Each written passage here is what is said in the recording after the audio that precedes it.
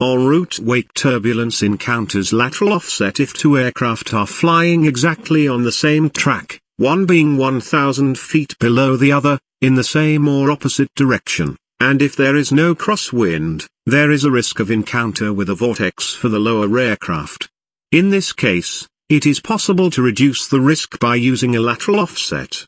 However, most of the time, it is difficult to know whether the other aircraft is flying with or without a small relative offset due to the lack of angular precision of the TCAS. Therefore, this offset is not a guarantee that an encounter will be avoided, except if the vortices are clearly visible by contrails. In case of crosswind, if the two aircraft are flying exactly on the same track, the wind will move the vortices out of the track of the lower aircraft whilst they are descending.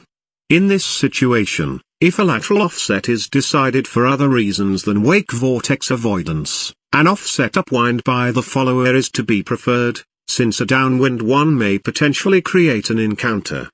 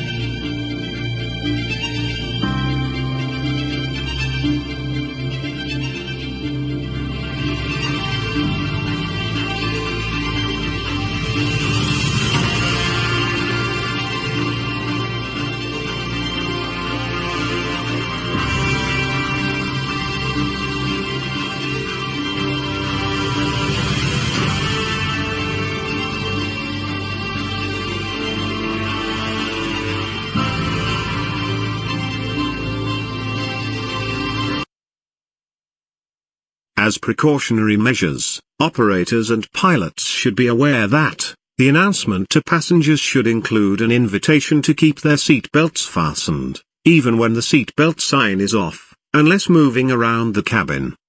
This minimizes the risk of passenger injury in case of a turbulence encounter en route, wake or atmospheric.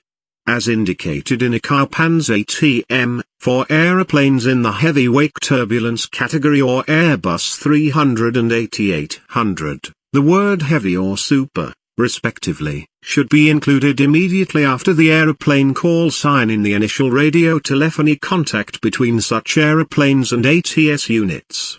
When possible, condensation trails should be used to visualize wakes and estimate if their flight path brings them across. More attention should be given when flying below the tropopause altitude, as the likelihood of wake encounter increases. The tropopause altitude varies, between days, between locations, and can be found on meteorological charts.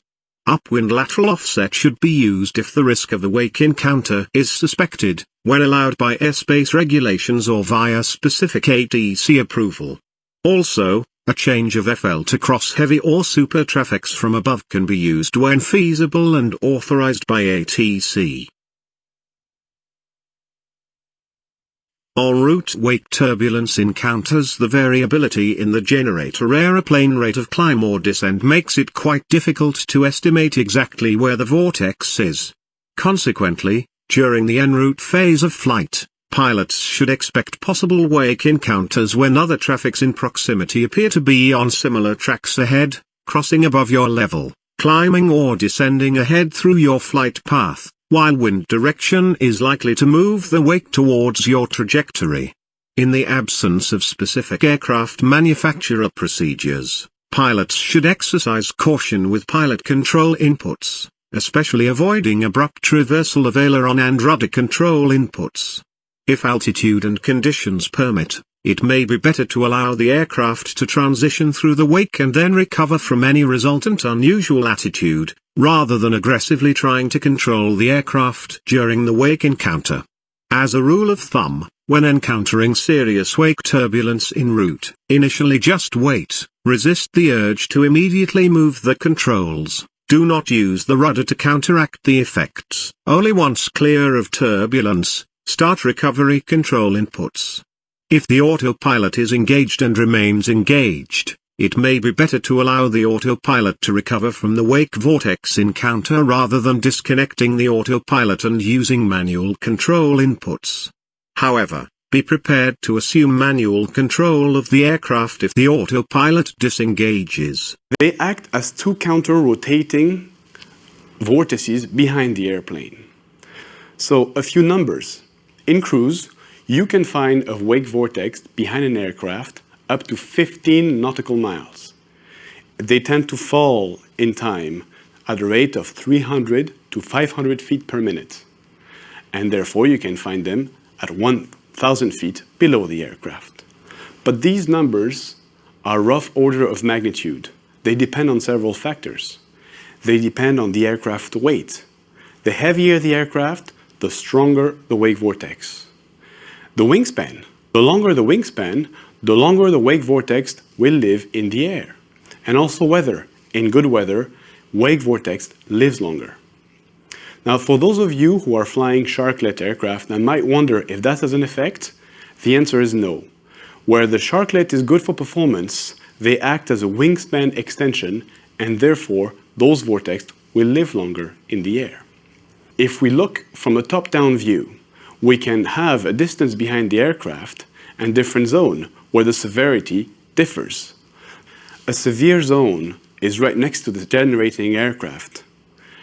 Then an unstable zone where the encounter might be felt like atmospheric turbulence, and then the breakdown zone. So what does it look like or feel like when we have an encounter?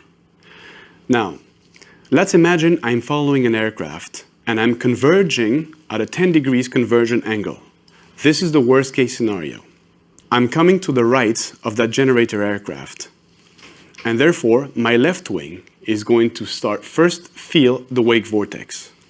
As I'm coming into the wake vortex, my left wing will roll slightly to the right, and then as the full body of my aircraft would be within the wake vortex, there will be a stronger roll on the opposite direction. So a small roll on one side and a stronger roll on the other side is the signature of a wake vortex encounter, not altitude loss. So, as prevention and reactive measures, what do we say at Airbus? Well, first, if you are following an airplane and you have wind, prefer upwind to that aircraft. The wind will push the vortex away. If you're on a route converging with another aircraft, those of you who are flying the North Atlantic charts know about this. If you can, prefer 1 to 2 nautical miles to the right of your route. Remember also the ICAO separation minima. You might be familiar for cruise, 5 nautical miles, 1,000 feet. That helps you avoid the severe zone that we talked about, but not avoid all cases of encounters. These are preventive measures. You can look for visible contrails. These are good hints as well. Now, should you encounter a wake vortex, keep the autopilot on. The autopilot is perfectly able to manage the roll signature that we talked about. If the autopilot is off, release the control, wait for stabilization, and then recover trajectory. Finally, do not use rudder. The rudder does not help in recovering from a wake vortex.